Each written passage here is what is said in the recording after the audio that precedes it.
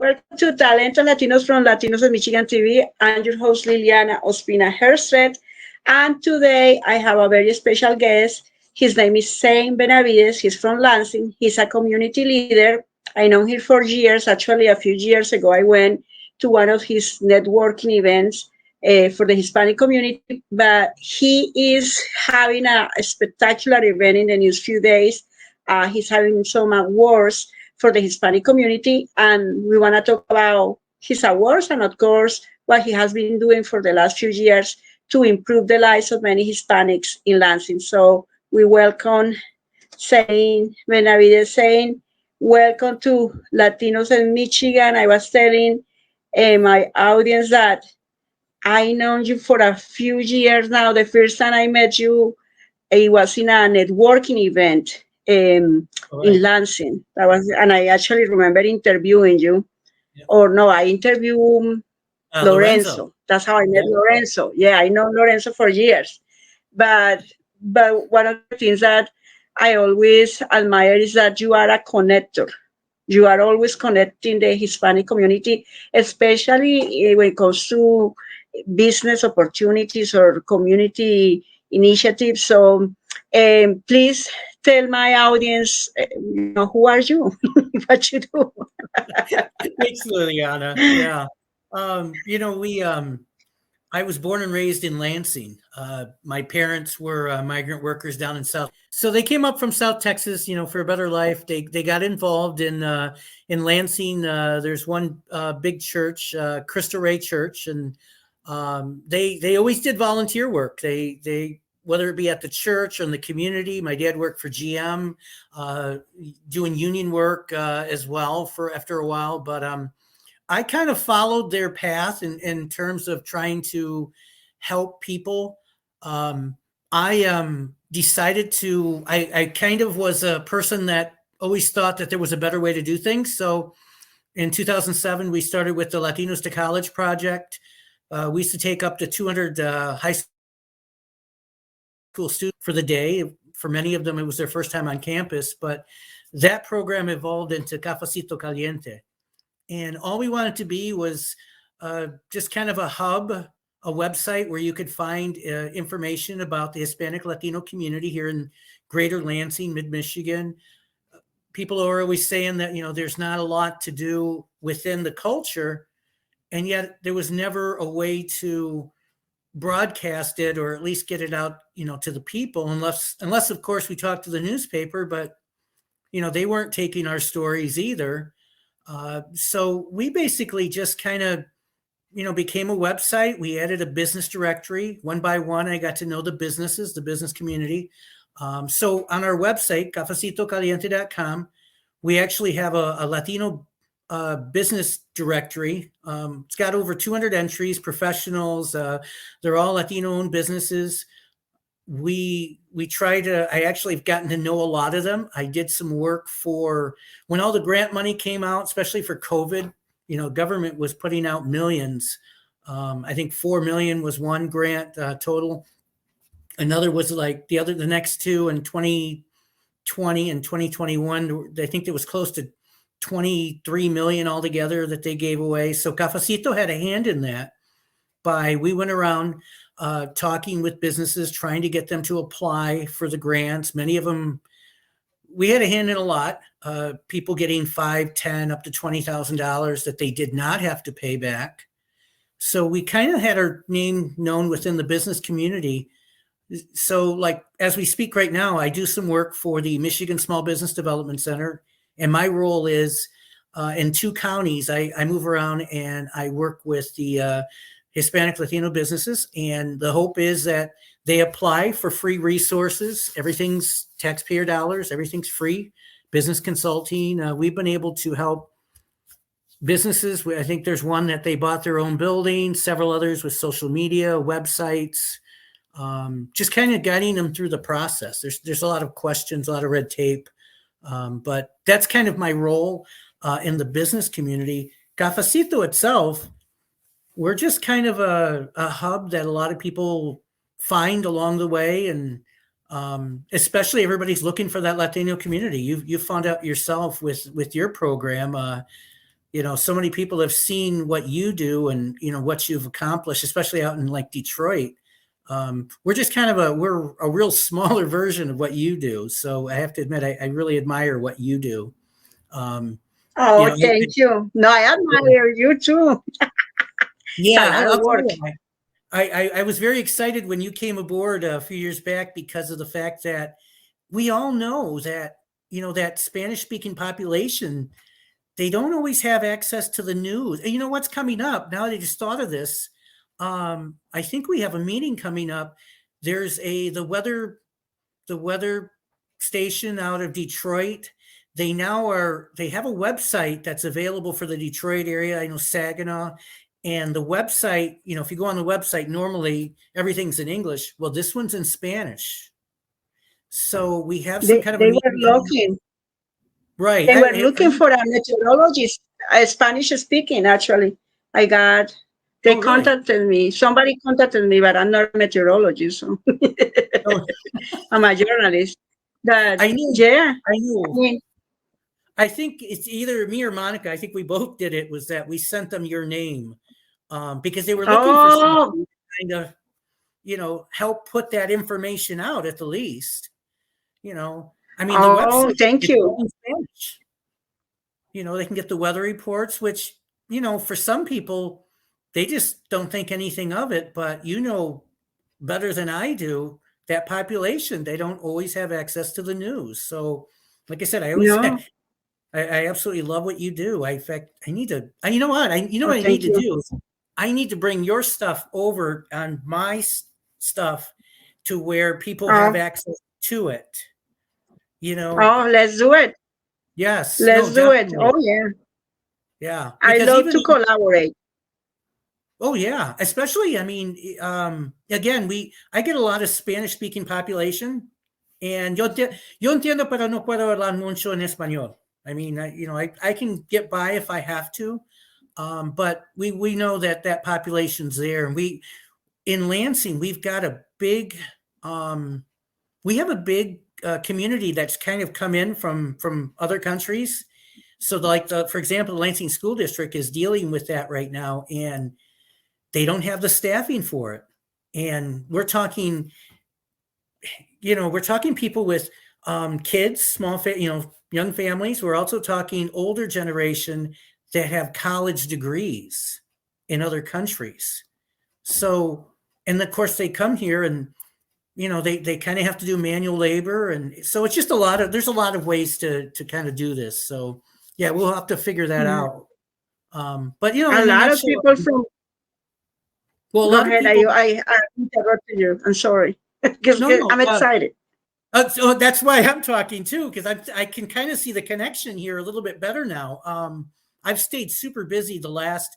I actually retired September 30th last year. I had 36 years at the post office, and I retired as fast as I could because I wanted to work with that Latino business community. Along the way, we bought an ice cream shop. So Oh my God. yeah, so we bought an ice cream shop in Lansing's north side. So we're going to kind of combine Cafecito Caliente with the ice cream shop. There will be some things that we can kind of use both of them together. So I'm looking forward to that. But that's kind So of you are Cafecito. an entrepreneur by nature. What's that? You are an entrepreneur by nature. I mean, you're connecting entrepreneurs, but you are an entrepreneur. I I mean, I it's not do a lot of easy. reading. Yeah, no, it looks that way. I do a lot of reading. So I'm always fascinated with how other communities do things. And I like to visit out, I've been to Holland. I think I've been to most of the community centers in the state because I want to see what they do, how they do things. And, Lansing, we don't have a whole lot, compared to Detroit, Grand Rapids. Even Saginaw has more, I think. I Well, mean, I live in Howell, but I go to Detroit. I go everywhere, and in Howell there is nothing. No, nothing like population. The Hispanic population is very, very small. So I had to go everywhere because I can't find anything in Howell or in Brighton. And plus they're very close. the people in Livingston County. Oh, I had tried to reach out to them, but they're very close. I was even member of the Howell Chamber of Commerce, and for me that was a waste of time because if you weren't in a group, like in their group, they weren't very welcoming. So I was there a year and I was out, and it's very sad because I love where I live, but right. when it comes to the Hispanic community, they I don't know, they're not like open, you know. So Right. as a business person, as an entrepreneur, as a person that looks for news, a journalist, I always go everywhere. I go to Detroit a lot. Most of my followers are in Detroit, but I have followers in Pontiac. Had followers in Lincoln Park, in Grand Rapids, all over. And I love to drive. So I could be a truck driver. I love driving. So for me, it's not a big deal go to Grand Rapids and do a story or something. I just enjoy it. But Right. I think what you do is amazing. I mean, I met you Right. connecting people a few years ago, and I think it's so special what you're gonna do in the next few days, which is the awards. And you were Right. telling me, you wrote me an email, and you were like, "How do you do this? It's a lot of work. Tell me about your awards." Oh my gosh. And I've seen the video. I've actually gone through it and seen the pictures from a year ago. And you do a fabulous job with that. And I could kick myself. Tracy Reese, right? So Yes, Tracy, of course, she's a leader. Yeah. yeah. So Tracy, I told Tracy this last time. I go, you know what? I don't know what I was thinking. I knew I was going to do this. I go, but I told myself a year ago, or that for the last ones, I was going to make sure I went to Detroit for this last one, and I completely got busy, and I just didn't think about it. And I thought, oh my gosh, what am I doing? Yeah, I love what you do with that. I'll tell you it's been fun trying to put together Lorenzo. Lorenzo is our MC. You know him Oh, well, so oh yeah, I he was needed. my NC 2 years ago. He's Oh, excellent, that's right. excellent. Yes. Yep. Yeah, he was my NC. Yeah, and he danced with me cumbia. He's an excellent cumbia dancer. Actually, the first time in like 30 years that I danced cumbia was with Lorenzo. He's an excellent teacher. I just Yes. love him, and Yeah. he's a very warm person. Hmm. And yeah, he was MC in 2021 for, and he danced cumbia with me in 2020. So yeah, he's excellent. So you have a good MC right there. Yeah. In fact, we haven't told people, but he may perform a little bit of a dance for us that night. So we haven't told Oh, I'm people, sure he but would. yeah. So yeah, I didn't want to have any mistakes. It's the first time. I'm a pretty good historian. I know the history dating back to, I'm 58 years old. My parents used to take me to everything back in the early 70s when I was like 5, 6, 7 years old. I remember certain things. I probably didn't understand them in the community, but Lorenzo's even better than me. So between the both of us, we can have those conversations about the 70s, 80s, but we can never remember any kind of an awards program. And Oh if my it God. happened, it only happened for maybe a couple years at the most, and then it went away. So the two things I really wanted to accomplish here was we wanted to get a start. Let's just start them. So we have that Mm-hmm. Tuesday, March 14th is the Cafecito Caliente Awards.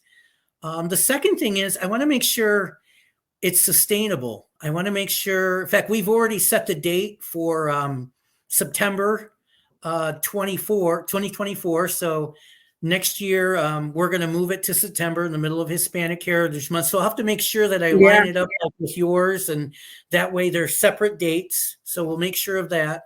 And also, I think the Thank you. Hispanic Latino Commission does theirs in November. So I think because is yours in September in Detroit?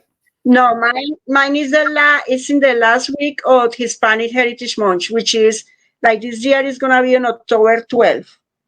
And I Okay. usually pick the Thursday, the last Thursday of Hispanic Heritage Month. I like it because I know most people had already done their events and I don't have to compete with, like there's not gonna be like a conflict there.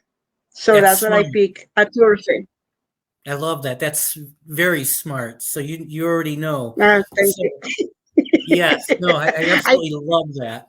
You know, so many people yes, wait. I You no know, no I when I created Talentos Latinos, I saw the gap there. I saw the way people do awards in with the Hispanic community. They only give awards to people that are very accomplished. They are on the mhm, top, and it's fine, but they don't give awards to the regular people. And I was like, and I doing my interviews, I realized there are a lot of people that have done beautiful things for the community, but nobody has shown them that love, that they matter. And I right, said to myself, I'm gonna do it. And this year we will be 5 years doing it. And I 5 years. give awards. Sometimes I give awards to 20. Last year I gave awards to 20 people, and in a newspaper they asked me why so many awards, and I said because it's for people that don't get anything usually, and why not Right. celebrate them?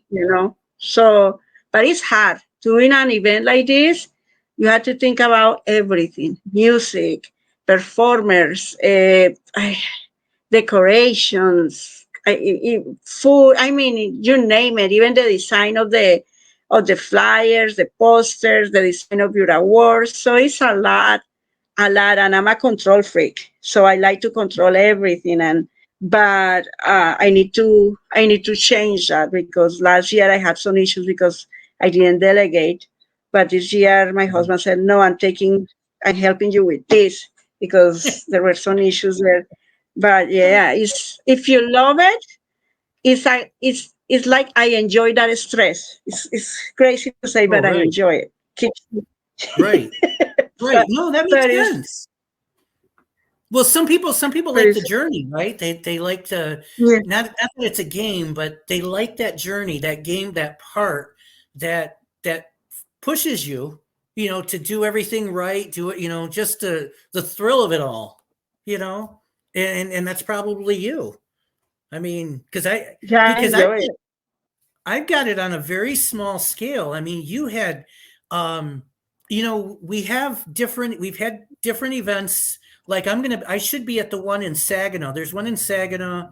I like the way that you did it because you brought in the culture. And if going back to Lorenzo, if you know Lorenzo's all about the Yeah, culture and let's showcase it. yeah, So that's kind of yeah. the direction we're going to go in. I That's mean, great. But one of the things that I noticed in the 18 years I've been in the United States, in Michigan, is that in every event they do, they focus in one country, which is Mexico. And it's fine because the majority of population, Latino population, is Mexican. But as a South American, like myself, and Colombian or Venezuelans, you always feel like there is something lacking. So I said to myself, when I do my event, when I do the Talento Latinos Awards, I'm going to incorporate what is most like special for the community, which is the dancing, the culture. So over the years, I had dancers from Peru, Venezuela, Colombia, Mexico, obviously, Argentina. And last year for me was the best because I had always loved Brazil and their carnival, and I was able to contact mhm. a professional samba dancer, and she stole the show. She came and danced a samba, and everybody went crazy because what people love about Talento Latinos is the fact that it's 5 hours, but you don't feel like it's 5 hours. So Yep. when they go to Talento Latinos, at the end they are like, wow, this was the coolest thing, and that's what I like. And I'm glad that you guys are trying to do the same because that's gonna be amazing. And then Lorenzo, I'm sure he's gonna do a great show because in 2021 he did he danced like three times. He had three different dances with the same partner. He had cha cha cha, bolero. It was beautiful, and he's gonna do a great show. Yeah, like I said, I probably could have chose other people, but for the first time, and for his artistic and the way he thinks, just the way he handles himself, I couldn't wait. And then because he had the experience of yours, that it just made sense to have him do that. And it's been a chore. It sounds like I'm a little bit better than you at delegating. And at the same time, oh my gosh, I still don't have the experience you have. So I hired, I have an event planner, Sonia Hernandez, Events to Envy. So I have an event planner. I hired a chef, or he's going to be a chef. He's going through culinary school right now, to do the that's cooking. great. Yep. So we're kind of set with this. We have all the awards, and I think they go to print, or however you say, engraved, next week. So we're just pretty much ready to go. The big Oh, thing to me was, let's make sure that we keep it simple. We give them a good time. It's funny that you say that ours is going to be 3 hours. I've spoken to Lorenzo and Tracy, who have been out to Detroit, yeah. and they never once mentioned it was 5 hours. So to No, your people point, don't feel it. right, exactly. They must not have. I'm shocked. Oh my People gosh. never feel it. I like challenges. Like I think I just I just jump and do it. I don't know. It's like one thing that I that's what I do. I just do it, and I Yeah, fight, and I think you're the same, because you're. I mean, with you had accomplished with Cafecito Caliente over the years. I'm sure. Oh, it has been a lot of work, a lot of passion involved, because right. most of the times people don't support initiatives like this. Yeah, then when they see that you have accomplished something, then oh, them and interesting. But before, no. Am I No, wrong?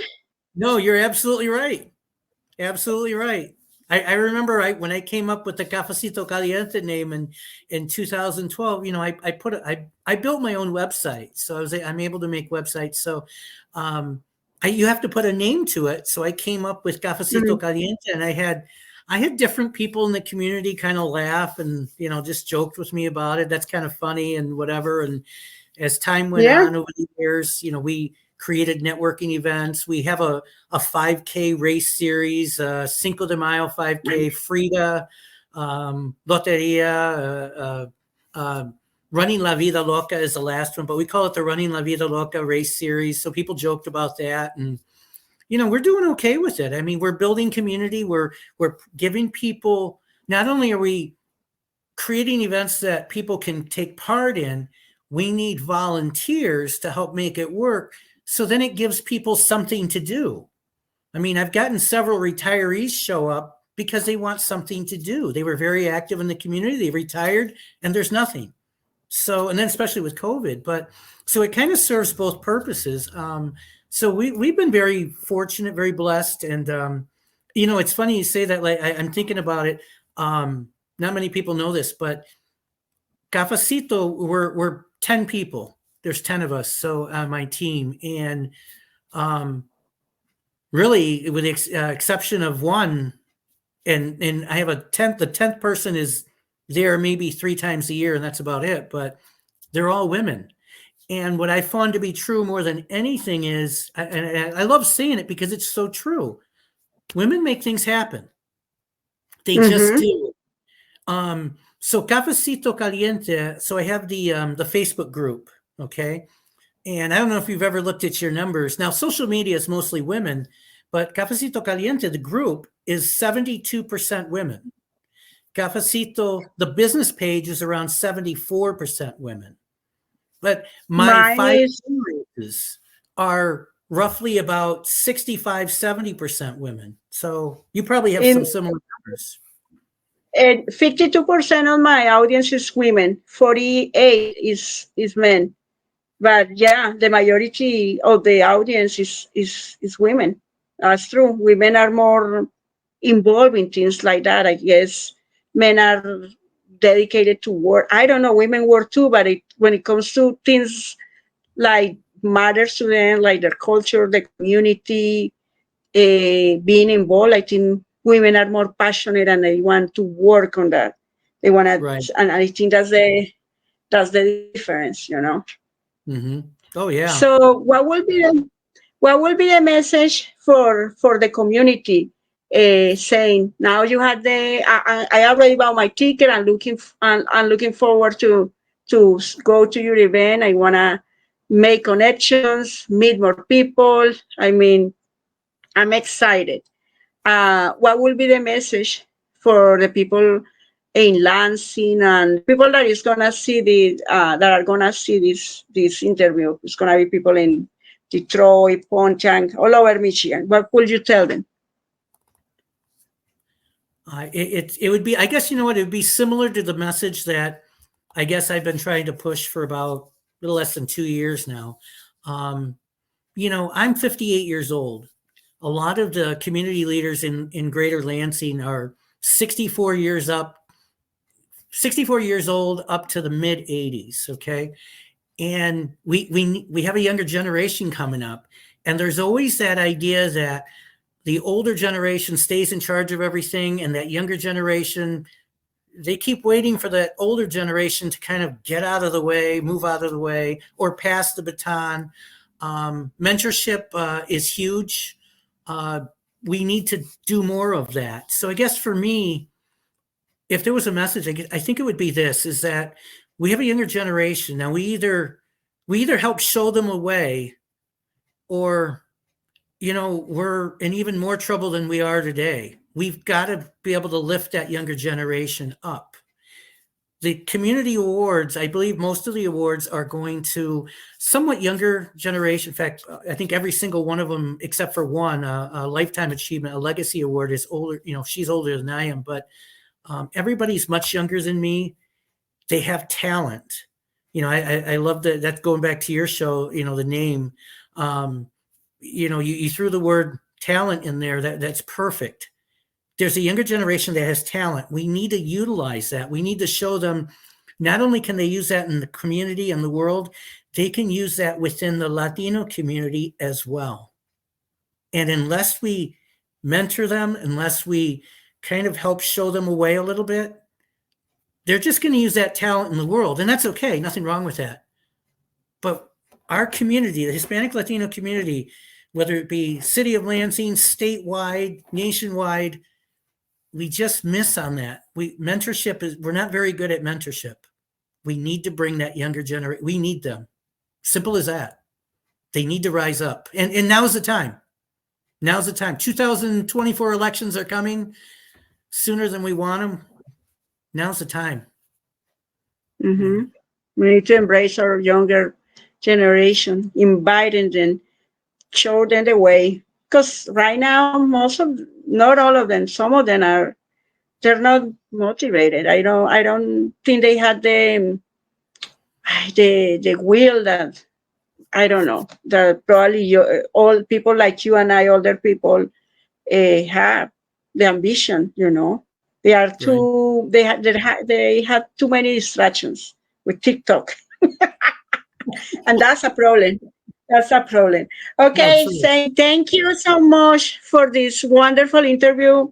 God willing, I'm gonna see you in a few days. I can't wait to enjoy the show, meet new people, make some connections, and again, thank you for what you do connecting the Hispanic community. I mean, you've been doing it for years, decades. So thank you for what you do.